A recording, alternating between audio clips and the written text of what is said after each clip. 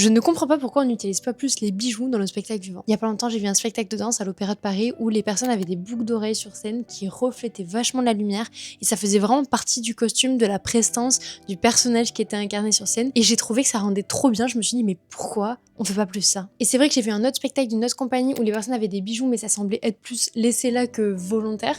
N'empêche que ça contribuait carrément au charisme du pestacle. Et je dis pestacle, c'est quoi le problème? Et en fait, en faisant de la danse et du cirque, le cirque, je trouve c'est parfois plus compliqué selon les disciplines parce que ça peut être beaucoup plus dangereux s'il y a des accroches, enfin voilà. Mais c'est vrai que ça rend tellement bien et je trouve que c'est tellement pas courant, c'est pas un truc qu'on nous amène. Il y a un spectacle d'école de danse que j'ai fait où on m'avait demandé d'avoir des bijoux et je me rappelle qu'il y avait eu le clash or ou argent. Mais au-delà de ça, j'avoue que c'est pas un sujet qui est trop abordé et au contraire, c'est quelque chose que moi j'essaye d'éviter. J'ai des bijoux genre qui sont vraiment safe pour la danse en général que je mets pour aller m'entraîner comme aujourd'hui. Si vous suivez mon compte, je me suis déjà posé des questions par rapport aux odeurs et au manque de l'utilisation des odeurs dans les spectacles. C'était un autre sujet, allez la voir si ça vous intéresse. Mais pour les bijoux, à part la dangerosité si jamais c'est mal fait, je vois pas trop ce que ça peut poser comme problème. Au contraire, je trouve que ça pourrait vraiment trop apporter quoi. Bah pareil, des collabs de bijoutiers avec... je connais pas trop de bijoutiers en fait. Je connais l'atelier d'Amaya et des compagnies de danse, enfin vraiment des trucs sur le long terme où il y aurait justement des maisons de bijouterie, des créatrices indépendants qui font des bijoux exprès pour des compagnies qui auraient vraiment une direction artistique qui serait assumée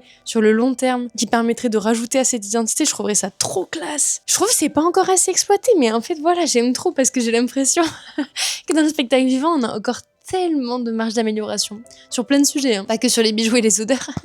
Mais c'est vrai que je trouve que c'est pas un sujet qui est trop souvent abordé et je trouve ça dommage parce que franchement le travail de lumière, de reflet, de personnages et tout, il est trop intéressant. Enfin je sais pas ce que vous en pensez. Franchement je veux savoir si vous avez vu des spectacles dans lesquels vous avez vu un travail de bijoux, de création bijoux et de mise en place de ça. Ça m'intéresse vraiment. Enfin vraiment j'ai envie de savoir. Sinon faites-le plus les compagnies s'il vous plaît.